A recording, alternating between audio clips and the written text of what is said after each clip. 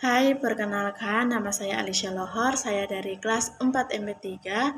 Di sini saya akan menjelaskan mengenai bea materai. Berikut ada penjelasan tentang bea materai. Pengertian dari bea materai adalah pajak atas dokumen yang terutang sejak saat dokumen tersebut ditandatangani oleh pihak-pihak yang berkepentingan atau dokumen tersebut selesai dibuat atau diserahkan kepada pihak lain bila dokumen tersebut hanya dibuat oleh satu pihak. Selanjutnya ada dasar hukum dari bea materai. Dasar hukum pengenaan bea materai adalah Undang-Undang Nomor 13 Tahun 1985 atau disebut juga Undang-Undang Bea Materai. Undang-undang ini berlaku sejak tanggal 1 Januari 1986. Selain itu, untuk mengatur pelaksanaannya telah dikeluarkan Peraturan Pemerintah Nomor 7 Tahun 1995. Sebagaimana telah diubah dengan Peraturan Pemerintah Nomor 24 Tahun 2000 tentang perubahan tarif bea materai dan besarnya batas pengenaan harga nominal yang dikenakan bea materai.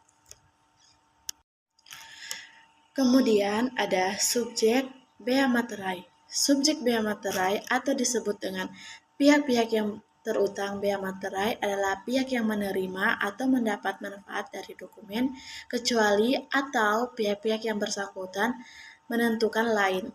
Jadi intinya adalah semua pihak yang dengan sengaja menggunakan atau memanfaatkan semua jenis dokumen sesuai dengan peraturan perundang-undangan bea cukai harus membayar atau menempelkan materai baik benda materai atau bentuk lainnya pada dokumen tersebut. Selanjutnya ada objek pajak bea materai. Sebagaimana diatur pada pasal 3 Undang-Undang Nomor 10 Tahun 2020, bea materai dikenakan atas dua jenis dokumen, yaitu dokumen yang dijadikan alat untuk menerangkan kejadian atau bersifat perdata dan dokumen yang digunakan sebagai alat bukti di muka pengadilan. Selanjutnya, saya akan menjelaskan yang bukan objek pajak bea materai. Ada beberapa dokumen yang bukan merupakan objek pajak bea materai sebagaimana yang diatur pada Pasal 7 Undang-Undang Nomor 10 Tahun 2022.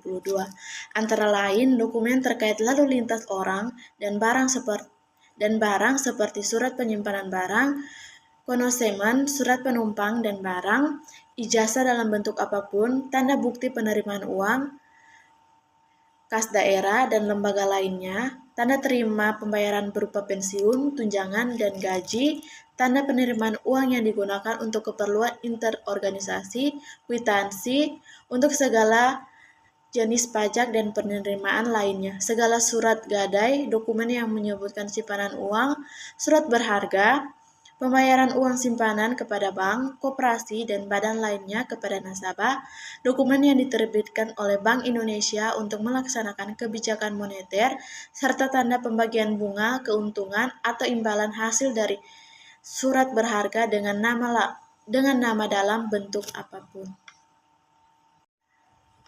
Selanjutnya ada tarif pajak bea materai. Sebagaimana dalam pasal 5 Undang-Undang Nomor 10 Tahun 2022, bea materai dikenakan tarif tetap sebesar 10.000 per lembar berlaku sejak 1 Januari 2021.